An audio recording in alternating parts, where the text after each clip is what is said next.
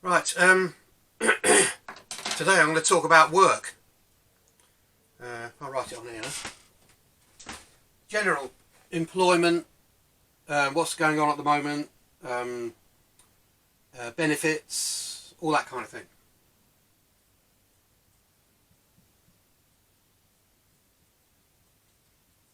Work or labour. Sorry, can't read my writing. Now,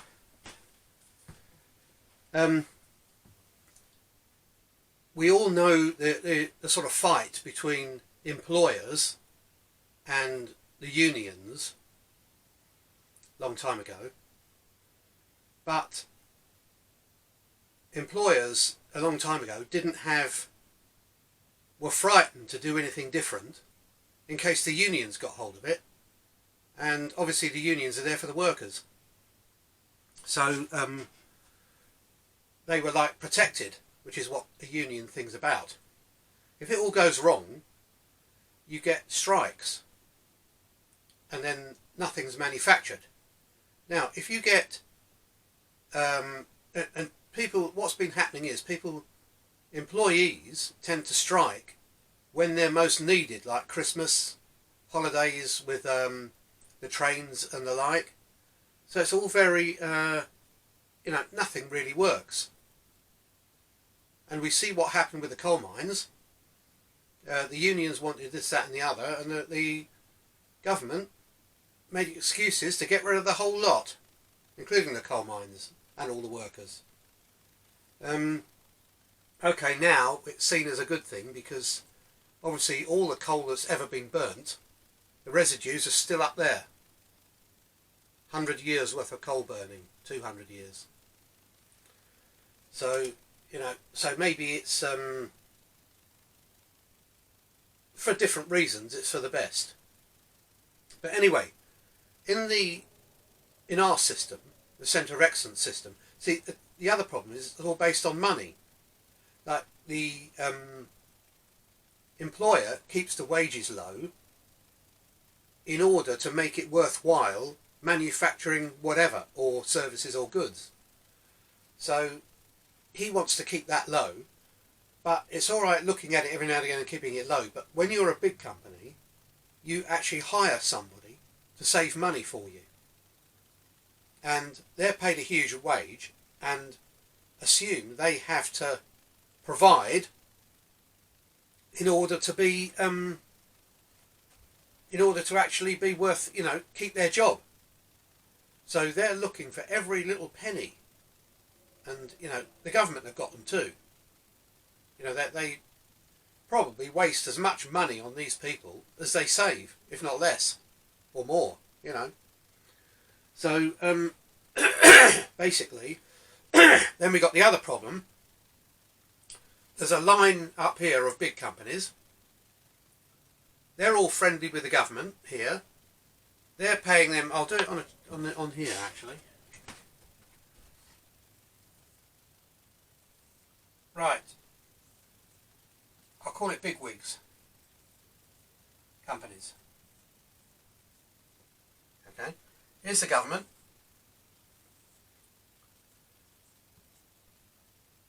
Here's what looks after the government.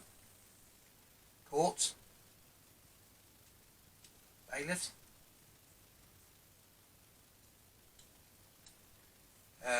Army. Police. So what happens is, these are friendly with the government and can pay, because they've got so much money. That's the most money. Because they've got so much money, they can virtually tell this lot what to do. They buy questions in Parliament. They can virtually say, look, if I give you so much, and what it is, it's party donations.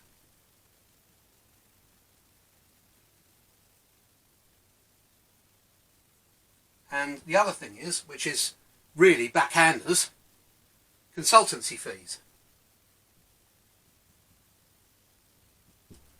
So, they're working together all the time. In order, now, here's us down here. If see, they're through the banks. These, and up here you've got another line, which is the 1%. There might be some of the 1% in here. But the banks, they're lending their money they make to us and getting back pounds in interest. So without lifting a penny, without lifting a finger, they're actually getting richer and richer. There's nothing we can do about it. They don't give us any money, really. So they can only get richer, 1%, which is what's happening. So now, and if we don't pay our loans, you get your houses taken, cars. Houses and cars taken by the courts, the bailiffs, and if you riot,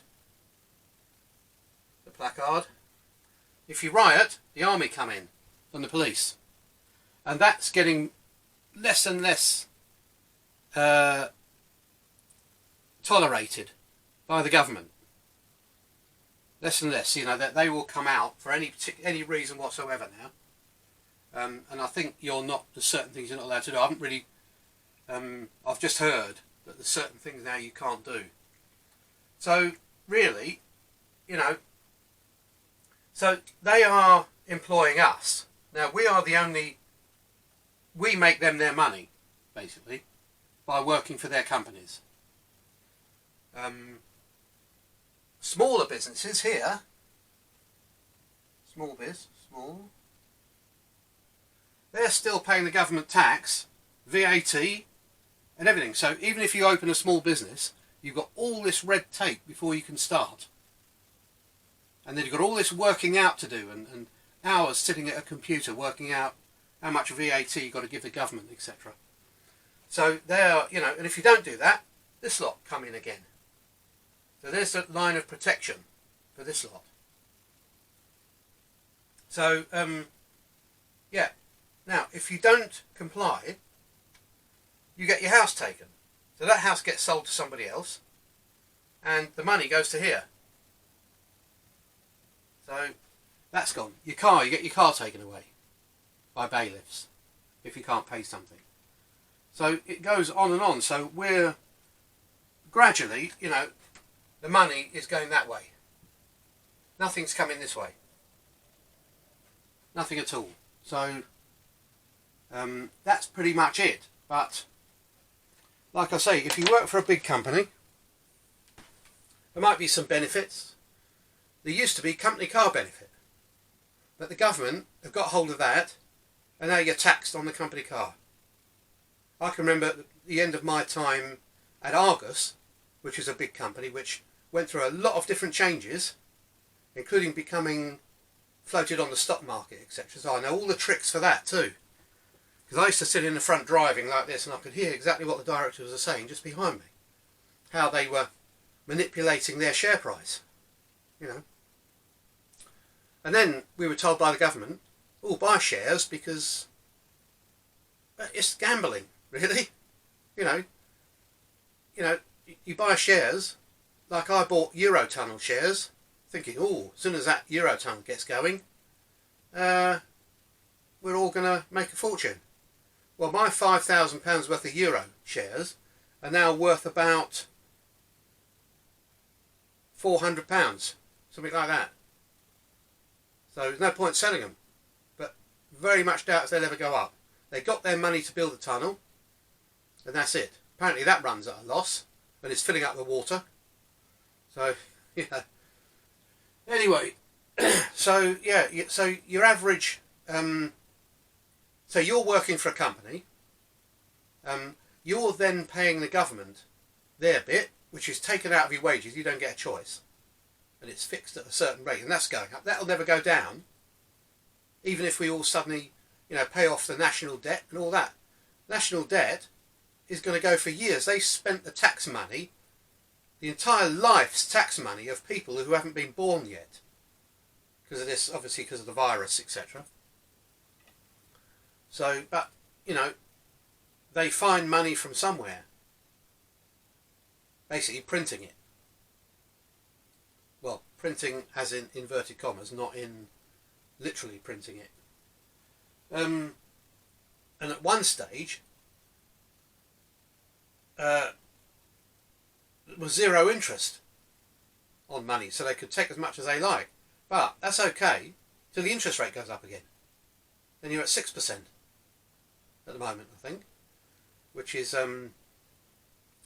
you know, you have to pay them back £6 in every 100 you borrow. So yeah. So let's think what else, because I'm doing this off the top of my head and I should have written a list. But basically that's it. That's you know, the rich can only get richer. You could have some kind of reset where they took all the money off everybody and divided it by how many people in the country and gave us all that money back. But they'd have to dump all loans, they'd have to dump all mortgages and literally start again from scratch. And these people and those people won't have it. These people are sort of half intermingled with these. They will have shares in some of these companies, and sometimes they're board directors or non-executive directors, which is just someone from outside who watches what the directors are doing.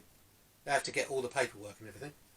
And you know, there's not much, there should be a complete dividing line between these two. Otherwise you're never going to get anywhere, basically. Now, because of the money thing again, if you didn't have money, you wouldn't have all this problem. You know, if somebody, an employer came up to you and said, look, I'm doing the job of 2 people. In the money world, he wouldn't employ another person. Well, he might do, but, you know, he wouldn't like it. Or it might be part-time or something. But in the Centres of Excellence system, he just said, yeah, go on, put it on the job system. I want another person. So eventually, people are working, but at their own pace and, you know, doing the jobs that they want to do, not what's available. Which, again, is now another problem with universal credit. It used to be that, like, when my mother was unemployed once. I've been unemployed for about 3 months in the 70s. And now I'm not unemployed, but I've got a hernia, so I can't work at the moment, unfortunately. I have to sit very still most of the day. But, yeah, the universal credit system. A lot of countries haven't got a benefit system if you're out of work. So, you know, we've got to think ourselves quite lucky, really. But it used to be, my mother used to go once every 2 weeks to what she called the labour exchange, which was just a building you walk in. You line up, you go to the person at the desk, and they say, have you done any work this week, or this last 2 weeks? And you say, no. Now, they don't say, why haven't you got a job? They just said, oh yes, that's all we want to know, thank you very much. Sign there, and you sign to say you haven't done any work. And then you walk off and a cheque arrives in the post. But now, you go on the universal, you have to go online to a special program, apparently. You have to say what you've been doing to look for work, and you get a commitments list of things you have to do. And you have to have the same amount of hours put into finding a job as you would be working, i.e. 35 hours a week or whatever. You have to be on the computer looking for a job or out walking the streets. So, which is a good idea because it gets the lazy people up off their butts. But people have been forced into work who were ill to start with and have been assessed by what they call a medical assessor, which is supposed to be completely independent. But if you think about it, your doctor is the person who knows you best, not somebody who turns up for 10 minutes and goes like this with your leg and, oh, no, that looks all right to me, you know. And people have died, and it's now thousands of people who have died. So in the ideal world, you wouldn't have people pitched against people like this. Like, Parking. Poor old parking warden. You know, he gets hassle from every person who comes back when he's writing a ticket. Near enough. There's nobody comes up to him these days and says, "Oh yeah, fair cop." Nobody does that anymore. It's all driving off, you know. Done it myself. You know, I've parked in London on single yellow line. It's almost like they're waiting for you. And I've gone in, bought a newspaper and a bar of chocolate, run back out again. He's sitting there writing a ticket. He says, "Oh no, I've started now, I've got to finish." I said, "No, you're not. Bye." And if they do give me the ticket, I'll throw it in the bin. And then wait for the first letter to turn up. Because I don't think, you know, going into a shop, you know, then there's the other problem. Where's the shop going to get its people from? They can't park outside. You know, it's pitching people against people all the time. And, you know, it's the same with the unions. The union fellas have to stand by the gate, and all their work colleagues are trying to get past the ones who still want to work, and they have to stop them.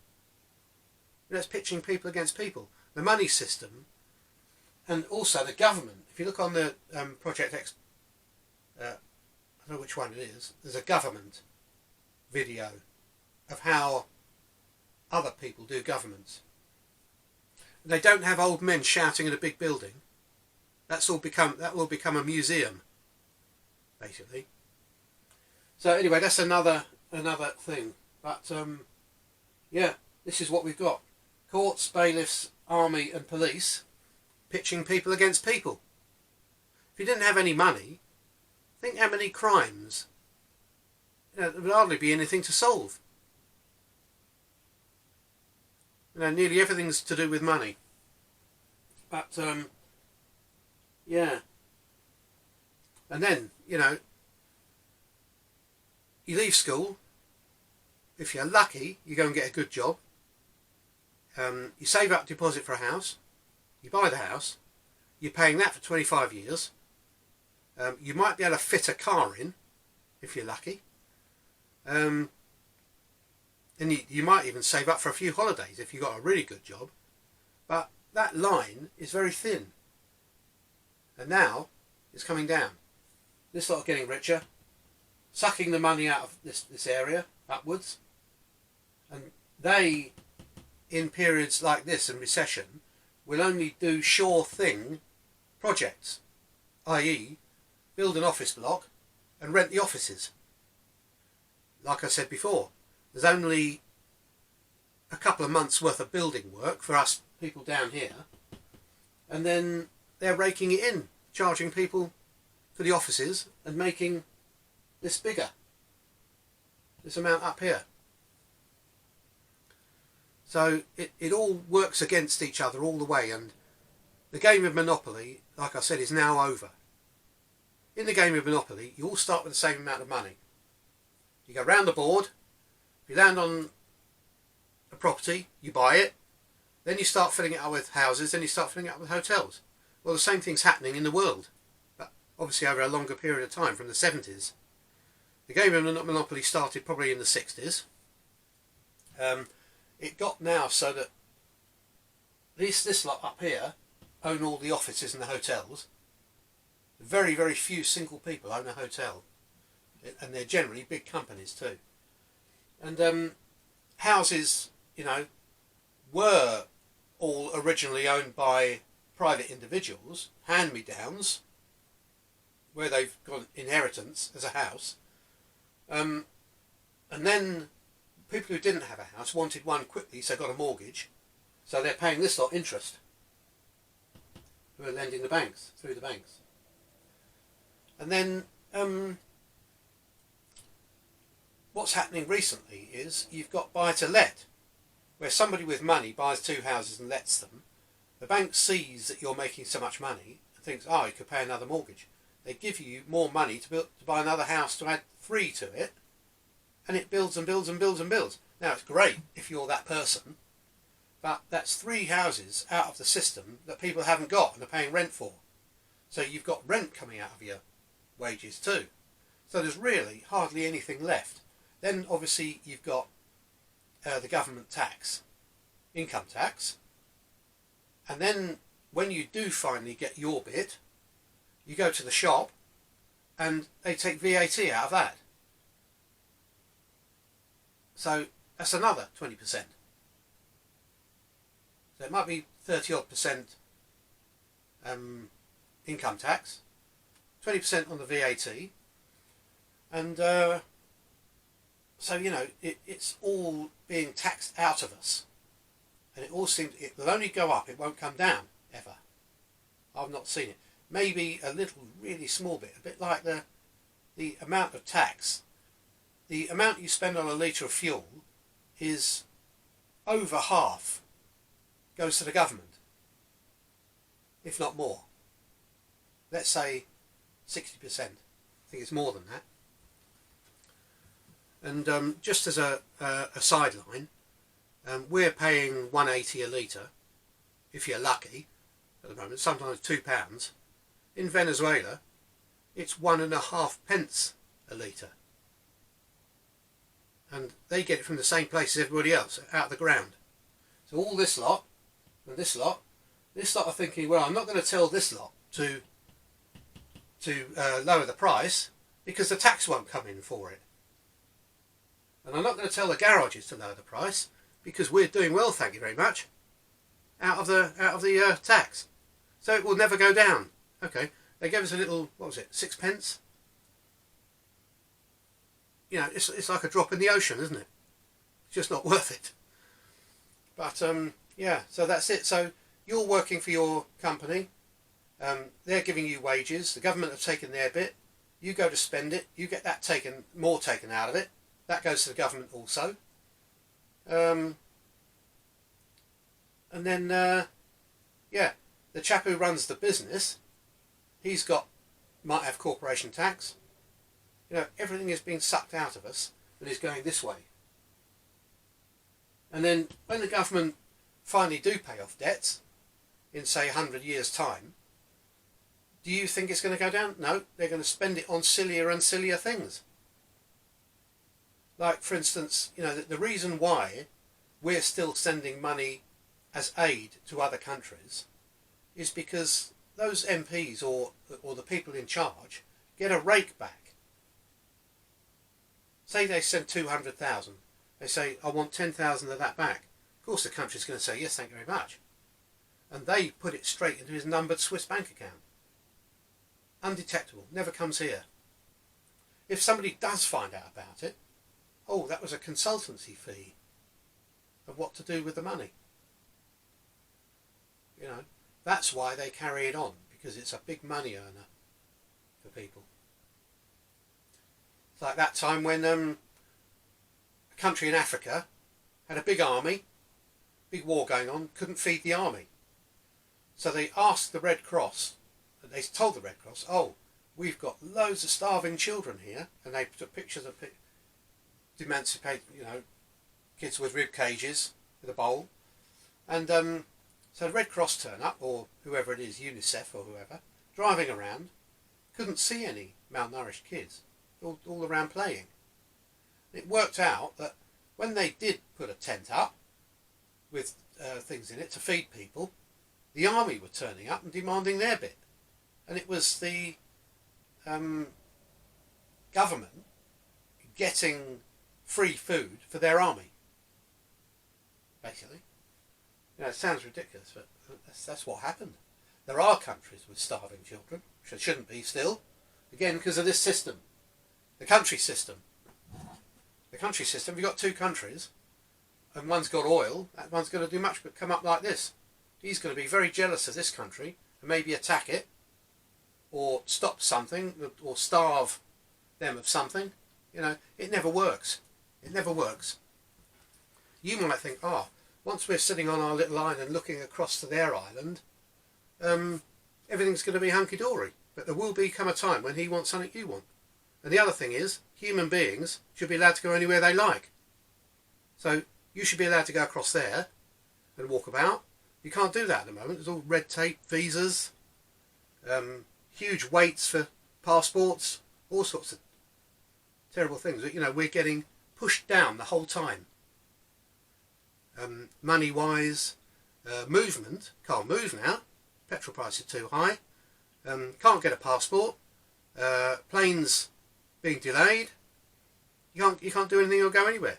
Which is where the Project X, again, the underground travel system comes in. Which, something very similar to it, under the sea in floating tunnels. I mean, that's asking for disaster for a start. Floating tunnel under the ocean. Now it's got to go through rock, basically.